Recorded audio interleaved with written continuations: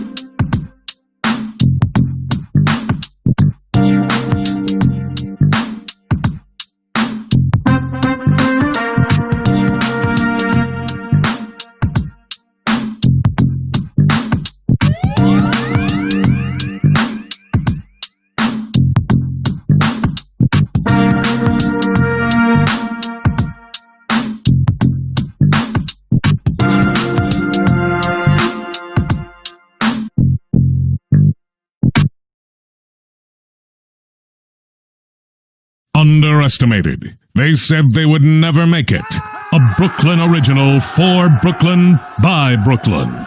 They brought you the East Coast Ocean of Soul, the Soldier Marching Unit, and much more. You're listening to the Brooklyn Social News, brought to you by the Brooklyn Music and Leadership Institute. We're your source for reputable marching band news. Visit us online and make a recurring donation to the Institute at brooklyn-leadership.org. It's time to start the show. Presenting the Dream Team and your host this evening for the Brooklyn Social News, Miss Tiffany Jordan.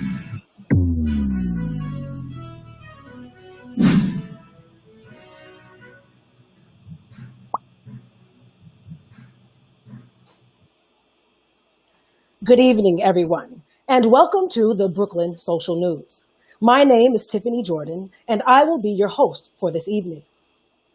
Tonight, we look forward to providing all of our viewers with an exceptional, meaningful, and genuine experience.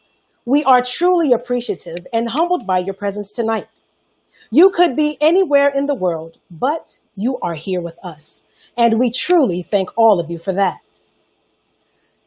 With so much occurring in our country, and quite honestly around the world, we are not at a loss for interesting topics.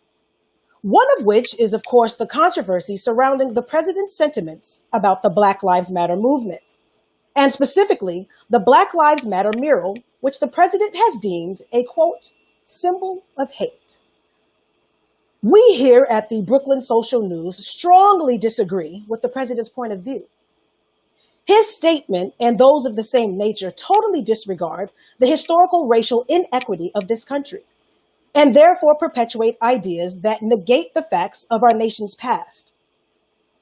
Opponents of the movement and the mural feel as though it invalidates other groups. And this is just not true. Simply stating that Black Lives Matter does not diminish the value of other groups.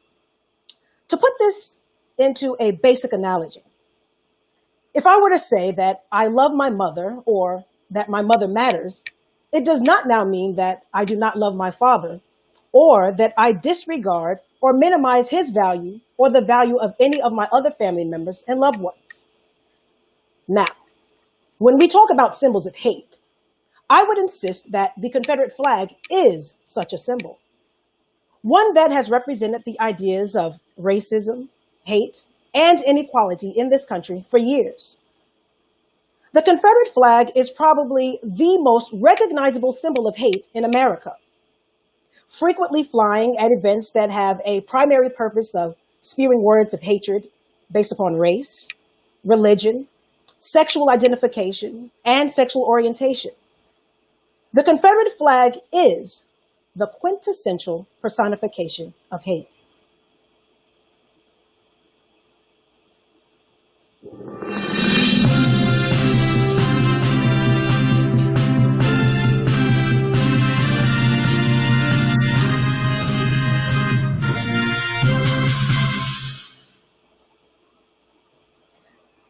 Joining us tonight, two of my longtime friends, Mr. Stephen J. Ballard, Assistant Director of Bands at the Brooklyn Music and Leadership Institute.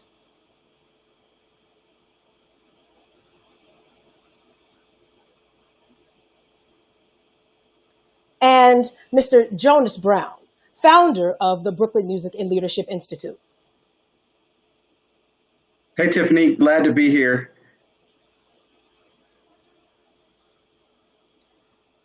Brooklyn Social News Tonight. Recommendations for a safe reopening, large virtual classrooms, and discussion.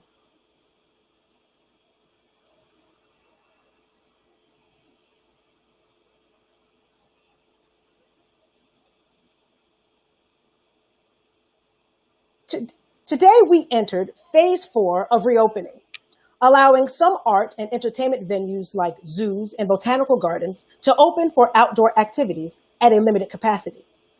But stringent restrictions still remain on indoor activities. Gyms, malls, movie theaters, and museums will remain shuttered, and indoor dining will still not be allowed. The total number of cases as of today, 218,159. Hospitalizations, 55,707, and confirmed deaths, 18,776.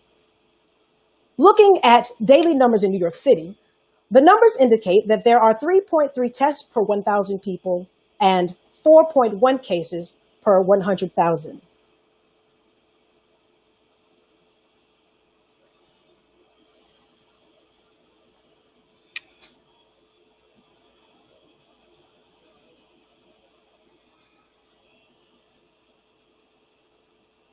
The recent increases in COVID-19 cases has caused many to worry about the possible negative impact of reopening. Here to shed light on this matter is the founder of the Brooklyn Music and Leadership Institute, Mr. Jonas Brown. Thank you for joining us in this discussion. Thanks for having me, Tiffany. So, Mr. Brown, tell me a little bit about yourself. Sure. So I've been at this for 17 years, educating the nation's youth in music and marching band. I also work in corporate America, where I have done infection control. I've built out facilities. I've been an executive assistant, and I'm glad to be back at Medgar Evers College Preparatory School, where I will be training another cohort of marching bands. I've been all over the nation, winning a ton of awards. I'm a multi-instrumentalist. I'm an arranger and a composer, getting ready for a few concerts up this fall. I'm also a professional international competitive drum major, which I think is very important to be one of the only men of color in that atmosphere there, or that arena. And so that's a little bit about me. I've been in Brooklyn, New York since 2006, and I look forward to my next 30 to 40 years of work here. Thank you. Could you give us your take on some of the possible consequences of reopening?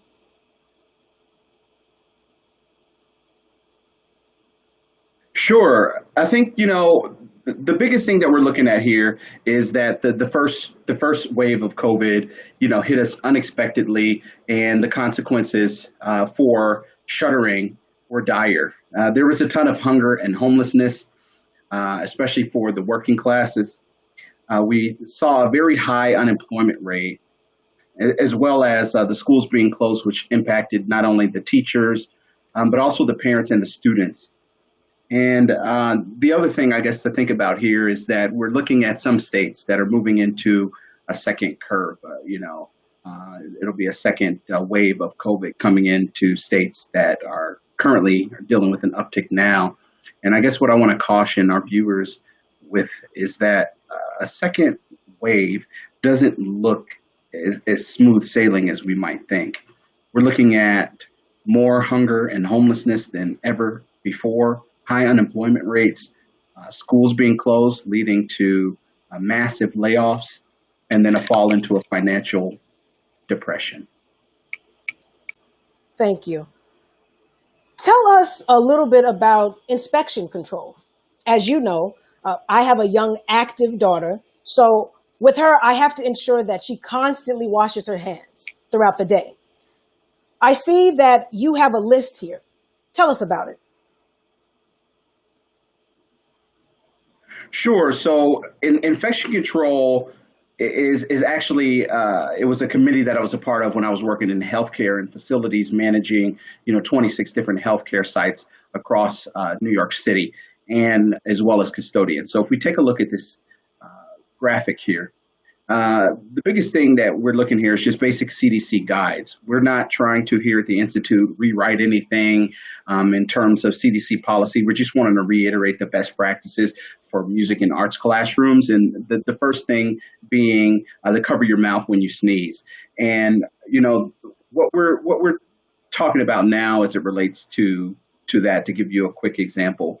If you're in music rehearsal or choir rehearsal, for instance, your chorus musicians would need to wear their mask underneath their chin while they're singing. Of course, we're dealing with particulate matter in the form of a cough or a sneeze, as well as talking and singing. Whereas we're maintaining a 6-foot social distance, we're not too much concerned with someone singing and that droplet sort of getting spreading throughout the entire room as much as we would be worried about a cough or a sneeze. So what I'm advocating for, the steps that you see in this infection control slide are very, very simple. If the student has an issue where they need to sneeze, they just don their mask. They'll sneeze, achoo, hold that mask, cover it with tissue if they have to, ask to be excused. Can I be excused, teacher? Yes, go ahead, do what you need to do. They toss this away into a garbage can, wash their hands, then they don a new mask before they come back into the class. So essentially what we're looking at here is avoiding the spread of COVID and other diseases by just keeping, basically making sure that you're avoiding these frequently touched surfaces, these high touch areas, anything where hands come in, handrails, turnstiles, door handles, things like this that people share, lockers, for instance. Anytime you come in contact with those, you need to either be donning gloves or washing your hands, and this is the best way to prevent the spread. And then, of course, I'm definitely an advocate right now of preventing the gathering of large groups. Now, the Institute has had some of the largest marching bands in the country. And it's hard for us to be in the state that we are right now to not have 160 musicians that we can huddle with and do team building exercises. But right now it's just not appropriate because if one person sneezes or coughs or they get some fluid into our mucosa, it could jeopardize the entire country. So it's just not worth it at this time. For the Institute, I think for us, we most look forward to just following the reopening guidelines so that we can reopen safely and keep our parents and our students safe. Okay, thank you. All of these suggestions, they seem quite logical, but they're not new when it comes to maintaining health. How will these guidelines ensure safety and maintain a decline in infections when these protocols were already part of our regular system of prevention prior to COVID-19? Sure, and I'm not trying to reinvent the wheel here. I think this comes in the play by the community working together to slow the spread because we want to have a nice, robust economy, whereas our marching bands can benefit, as well as our arts programs, our dance programs, and that we don't have to look at being shut down. I think it's definitely a complicated issue because a lot of people right now don't want to wear masks. They're mask adverse. They are hard to breathe in. I'll tell you what. the best thing to do though, when you're around a large group of people, you're in a close gathering, just protect yourself from spreading the disease. Thank you. A safe new normal. So, Mr. Brown, what is this chart all about? Do you believe that this is the answer to the school's reopening efforts?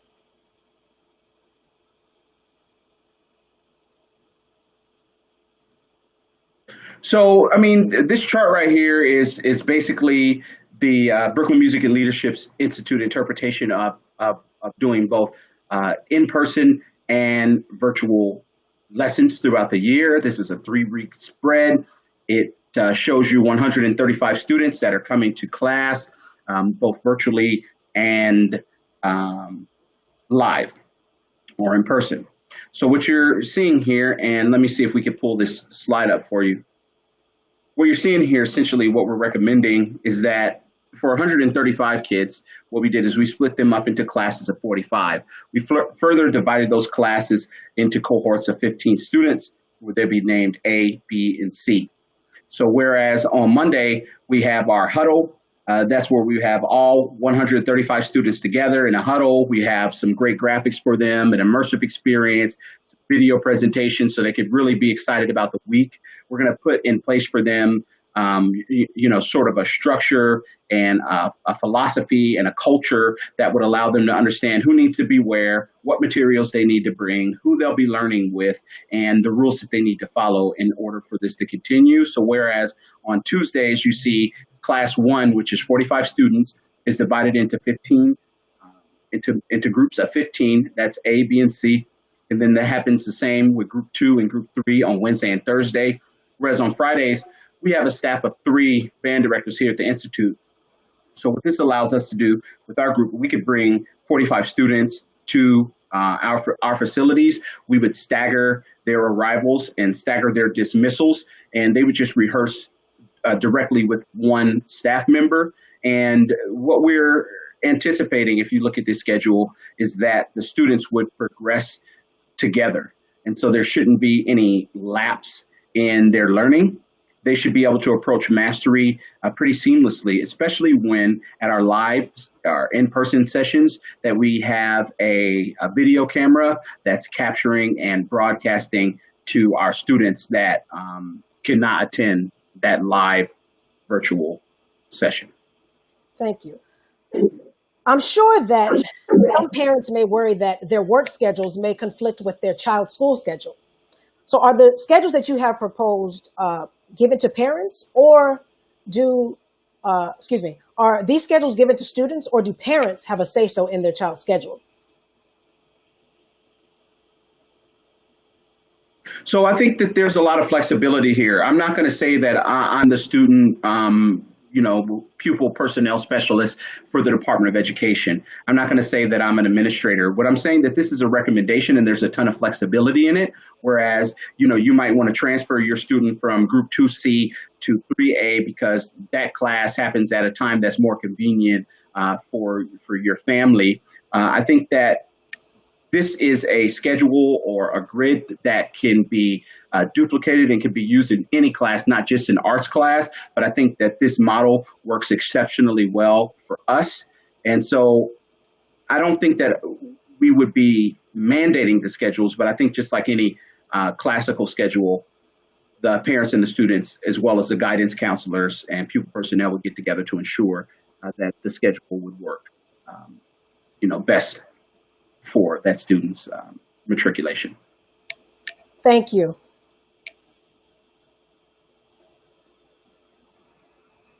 Music instrument safety. We know that there's a difference in the way in which various instruments are played and maintained. For example, brass instruments have a water valve. How do you propose that safety can be maintained when it comes to the water valve of brass instruments?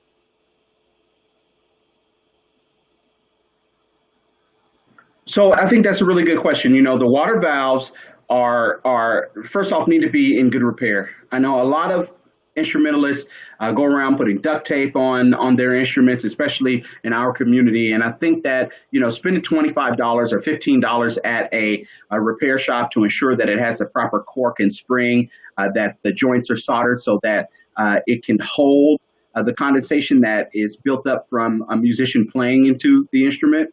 I think that the best practice here is ensure that it's in working order. But beyond that, it's a good idea to make sure that water release valve is actually emptied. After one song in a rehearsal, for instance, you could send your brass musicians out one out of each door if you have two doors, or one at a time to the restroom to either empty their water into a tissue, a garbage can, a cup, and then wash their hands and then return back to the rehearsal area without exposing anybody to, what might be contained within said water.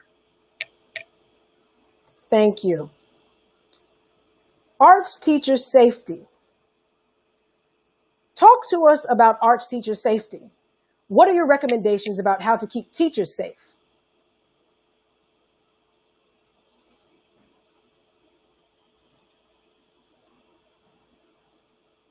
Sure. So arts teacher safety is about advanced planning, right? I think that's why we're all into education. That's why we like to work, is doing some advanced planning, but then also looking out for yourself. The transmission rate between students is very, very low. The person who's highest at risk in the room is going to be the teacher themselves. So our recommendations as far as arts teacher safety is about PPE.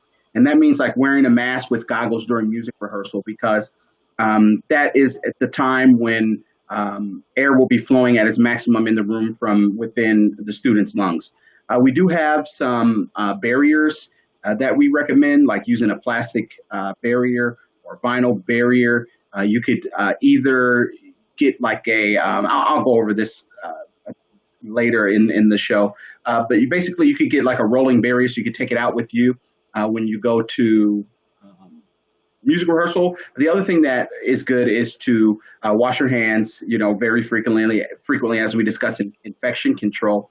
Wear gloves to handle materials. So if we've all been tasked with that one trumpet or baritone or euphonium that comes to you and it's sticky and it smells sweet, and you're like, what did you do? Instead of us directly handling that instrument, there should be a place where our students should be comfortable with leaving their equipment, and for a later time for us to don the appropriate mask and gloves and goggles to take that instrument out, to sanitize it appropriately so that we can work with it without getting sick.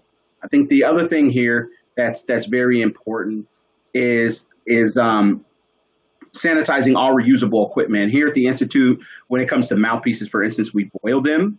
But one thing that we won't be doing this semester, which is going to be tough, is we won't be touching reeds. We usually reeds, I think, carry the most saliva. And so when you have to touch a reed and readjust it, I think we could do more of a video, guide for them as opposed to that. Maintain social distance as a policy. Keep your students 6 feet away from your barrier. And then, of course, it's all about managing particulate matter. Thanks, Tiffany. Thank you. So, reusable bags. What does this have to do with schools reopening?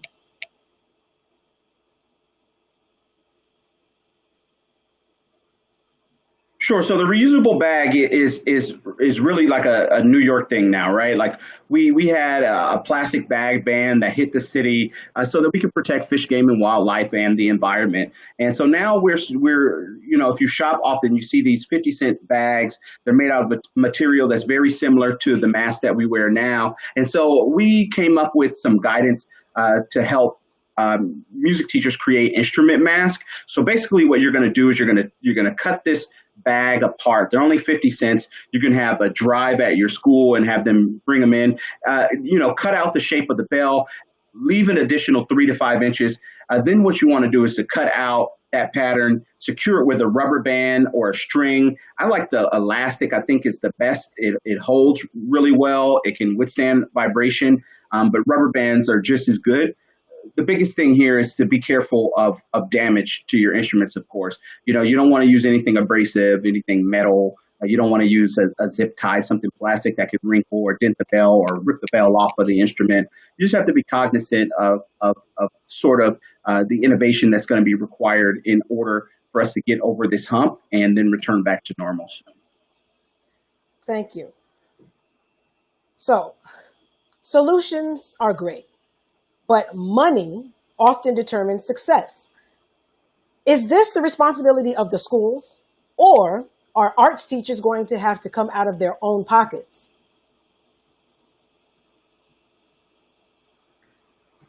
I mean, I think that it's a combination of things. If you're a music teacher, if you're an artist, if you're a performing artist, then you know we definitely have our own ability to reach our fan base, right? Our donor base. So that's one way of handling it. Handling it is through philanthropy. The other is to talk with your administrator. You know, talk with your parent-teacher association, because we're looking at mere budget dust in order to make some of these things happen, like gloves and soap and sanitizer, a plastic barrier. You know, these clear vinyl curtain at Target or Walmart, or heck, you can even pick these up at the 99-cent store. Goes a long way in preventing the spread of the particulate matter, which carries this COVID-19 virus, which we really are trying to avoid transmitting further. It's time to slow and stop that spread, especially here in New York City as we return to phase 4 reopening. Thank you, Mr. Brown. When we return, we'll sit down with Stephen J. Ballard and Jonas Brown to discuss live virtual sessions. Donate now, donate often at brooklyn-leadership.org. This is Tiffany Jordan. We'll be right back.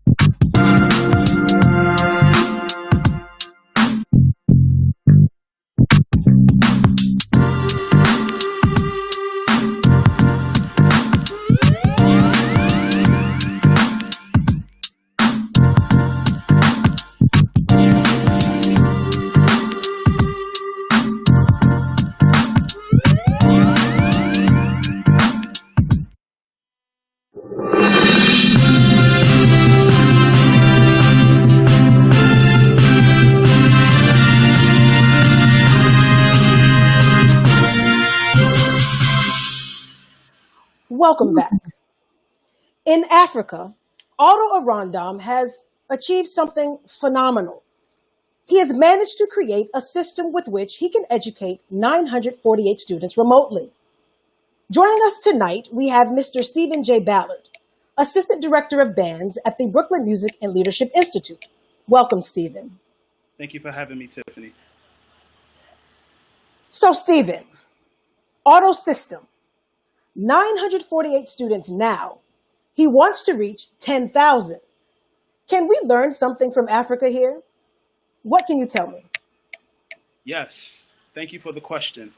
I think that it's a combination of advanced planning, access to your current classrooms, and some required resources such as video conferencing software, and that guidance can come from your schools using a large computer monitor, smart boards, and or TVs to maximize the number of students you can view.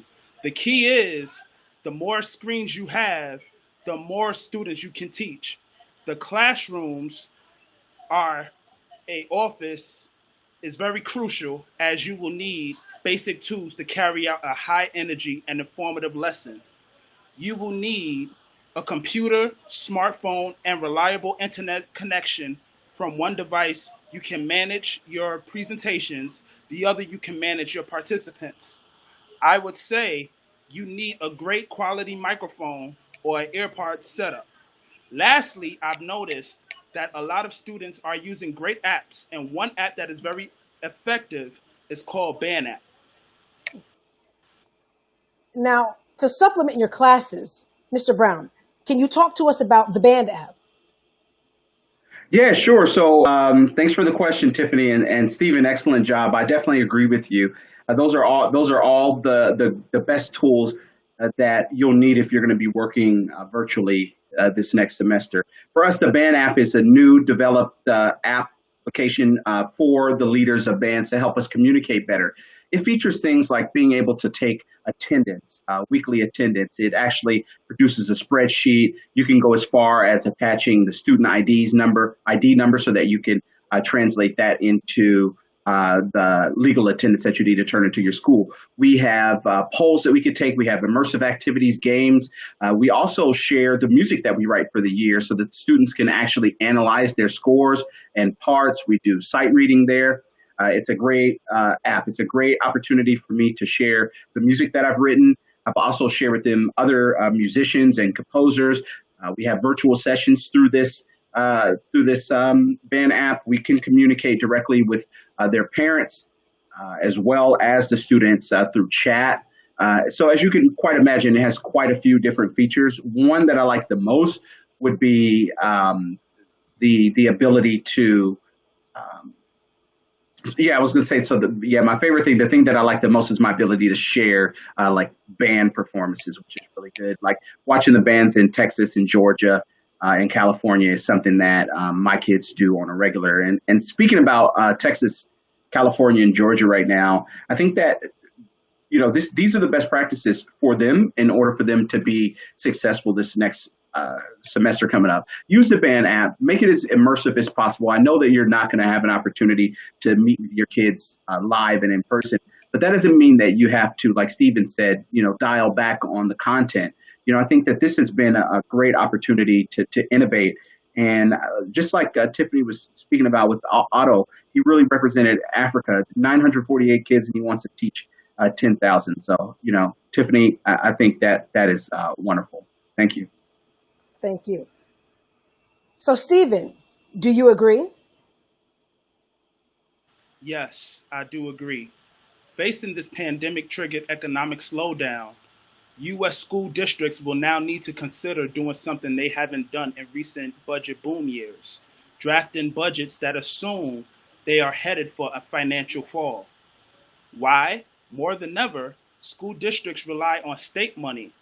In many states, much of the state revenues come from income and sales taxes, both of which abruptly collapse when states shut down most business activities. And yeah, Stephen, I just wanted to also add that's wonderful that you said that. In the federal government, with President Trump saying that schools will have to, in order to be open, or face a loss of funding, it really puts things into perspective of a huge chunk of revenue that could be lost if the schools don't open. We definitely advocate that they open, but with the necessary safety guidelines, in place. Thank you. Going back to Otto Arandam, he has found tremendous success with large-scale virtual sessions. So, Mr. Brown, how have virtual sessions worked for you? And what is the future of the Institute as far as virtual instruction goes? Sure. Virtual sessions, it was a learning curve, right? We're used to writing on chalkboards and handing out music and conducting live ensembles here at the Institute.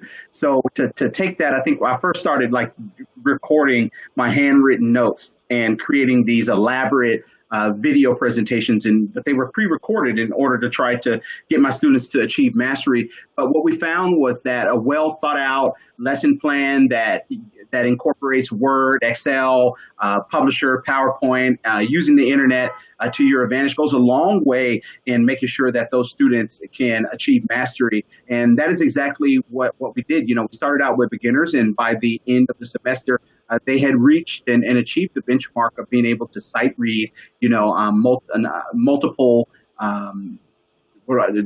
difficult rhythms, so hybrid rhythms of 8/16, 16/8 notes, not at age 16. So I was very, very proud of them. And the future of the Institute, I think, we slowly but surely will become the world's classroom. Of course, we're going to be teaching marching bands, and we look forward to growing. But with the future of the Institute with virtual learning will be providing training. We can also help with presentations and live broadcasts. I think we come on board for schools, for teachers, and for businesses alike to be a consultancy that they could rely on for high quality service. Thank you. Let's take a closer look at the Institute. The Brooklyn Music and Leadership Institute stands as a pillar of support for the community in the form of a music and leadership program, with a primary emphasis on increasing the longevity of marching bands, concert bands, and other music ensembles. The Institute serves as a bridge for minorities to utilize in order to navigate through the weeds of their world as they enter college, establish professional entrepreneurial careers, and develop and maintain healthy life choices. Mr. Brown, for the past 17 years, your bands have won awards across the nation. Do you think that you have what it takes to be number one? And what do you have to say to your competition? Well, nobody does it better. Hey, it's been 17 years. Let me tell you that. I almost said 70. But, I produce champions here in Brooklyn, New York. They're going to Harvard, Yale, Brown, Dartmouth. They're going to Megar, NYU. They're going to Grambling, Southern, Jackson State University. They're marching in the Spartan Legion and North Carolina A&T as section leaders and drum majors. So, the champ is here. The heavyweight champion title, that belongs to us. And that's for us to assume. So we welcome all the bands all throughout the nation to come up to Brooklyn, to our annual Brooklyn Original Battle of the Bands. Some of you will be handpicked to battle us in an arena-style Empire State Classic Battle of the Bands. So I'm talking directly to you, Whitehaven, Landry Walker, Carr, Eastern. Don't come for us unless we send for you. But generally, when you do come up here, we'll have some events. We'll have some great Battle of the Bands. We'll be some fierce competition. But generally, what I'm looking for is for us to be able to come together and to share a meal and eat together because there's no animosity. It's only love in the Black community. Thank you so much. Mr. Ballard, sometimes there is difficulty getting people to buy into certain programs such as this. What is the Institute's strategy for solidifying support? Thank you for the question. I would say that the Institute is a resource for schools, providing support to other band programs such as learning planning, fundraising, and etc. At the Institute, students will learn how to play musical instruments. Learning an instrument gives them the chance to be proud of something, learning great responsibility and leadership, all of which will help them in the near future. And I can remember when I was playing percussion in my school band through the institute, I never thought for a day that it would come where we wouldn't learn in person.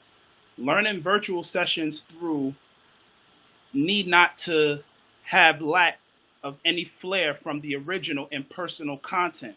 We've come up with some great recommendations for those of you that will plan larger classes, developing strategies, making sure your lesson plans follow a sequence, and that your information is informative, immersive, engaging, and having great fun for Q&As and having a lot of fun.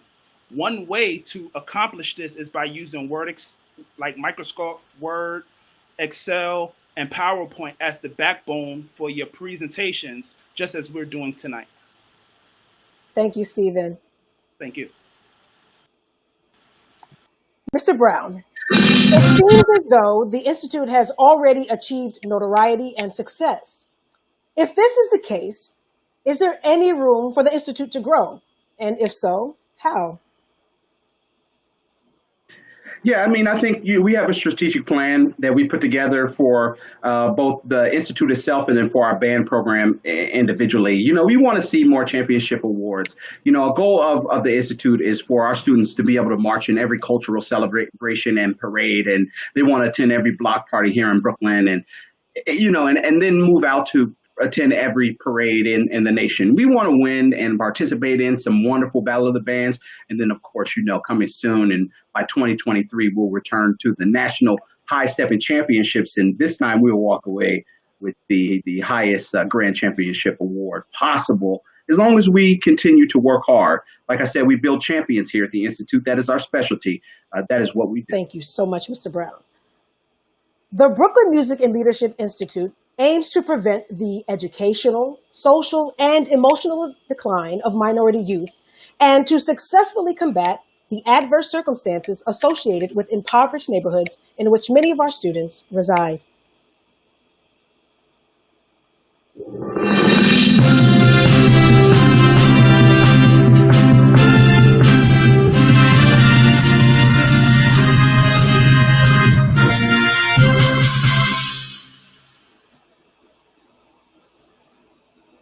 So, final thoughts. Mr. Brown. I mean, I'm excited, to get back to the marching band scene, and, the fixed instruments now. Fine, it's slow. We have to take our time and get back into it. But the good thing is that students are learning, that they're listening, that they're in a world-class immersive experience. Never did we think possible that we would be able to supplement our lessons like we were able to do today using the internet and live broadcasts. And it is resurfacing the way that education works for students. And then, my final thoughts here is visit the Institute. And donate now and donate often at www.brooklyn-leadership.org. Give us a call, sit down with us, come meet us, and get to know the Institute from the perspective of a strategic plan as a business partner and less of just a marching band. That's a service that we provide, and we're great at providing that service. But we're a corporation, and we pride ourselves in not only being corporate compliant, but being reliable, being people that you can count on. And so that's my final thought. Thank you. Mr. Ballard.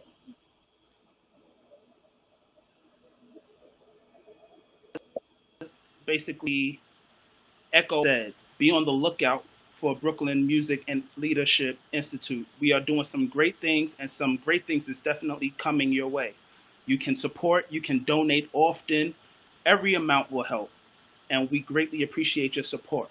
So I want to say thank you, Tiffany, for having me. Thank you for being here, Stephen. My thoughts. Wear a mask, wash your hands, and use those clean hands to donate to the Brooklyn Music and Leadership Institute. Well, it was a pleasure speaking with the team here at the Brooklyn Music and Leadership Institute. If you'd like to be featured on the Brooklyn Social News, add us on Facebook or LinkedIn. Visit our website, www.brooklyn-leadership.org, or send an email to info@brooklyn-leadership.org. From our home to yours, all of us here at the Brooklyn Music and Leadership Institute would like to thank our friends, families, and donors for joining us. This has been Tiffany Jordan. We'll see you again. Good night.